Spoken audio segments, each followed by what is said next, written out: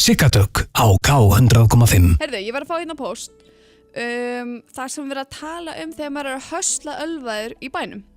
Og ok, það er ágætis punktur til að taka að því að líffræðilega þá vitum við það að maður á erfiðara, strákar eiga erfiðara með að ná stinningu, stelpur eiga erfiðara með að blotna og það er erfiðara að fá fullnægingu þegar maður er að ríða á 15. glasi.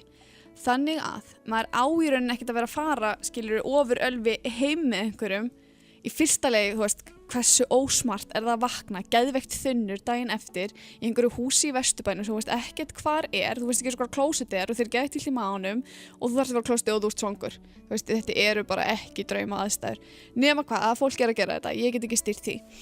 En svona líffræðilega þá mælir ekkert með þessu ölvaða höstli okkar þar sem við erum að fikra okkur áfram í myrkrinu og ná einhverju sveittu hlöllabátabréfi og pumpast inn og út eftir eitthvað ölæði næturinnar.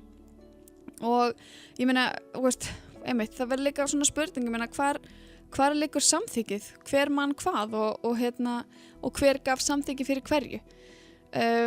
Sumir hafa talað að fara heim af djamminu og bara kúrt og ég meina, veist, það er gott að blessað.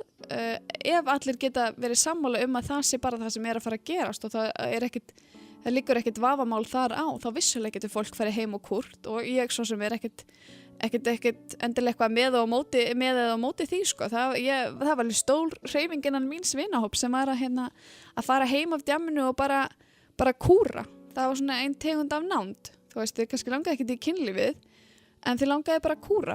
Og ég hef stundum grínast með það að það er til pönklag sem heitir Too Drunk to Fuck og það gæti svolítið verið mitt þemalag. Ég hef aldrei skilið þetta. Kannski að þegar ég verð drukkin þá verð ég verð svolítið veik og ég verð ógeðslega þunn.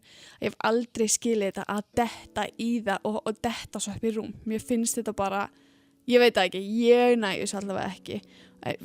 Fyrir einhverja, já, allt í lagi, en þú veist, come on, er ekki kynlíf bara, veist, á það ekki skilið að maður sé edrúið allavega ekki á 15. glasi og eitthvað svona hálfslefandi og veist, veit ekki hvar maður er eða hvað maður heitir eða hvað snýr upp og hvað niður.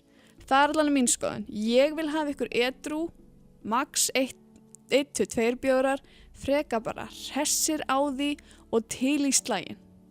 Ég held að það séu fleiri með mér. Ég trúi að ég geti startað hreyfingu. Koma svo. Siggatök á K100,5.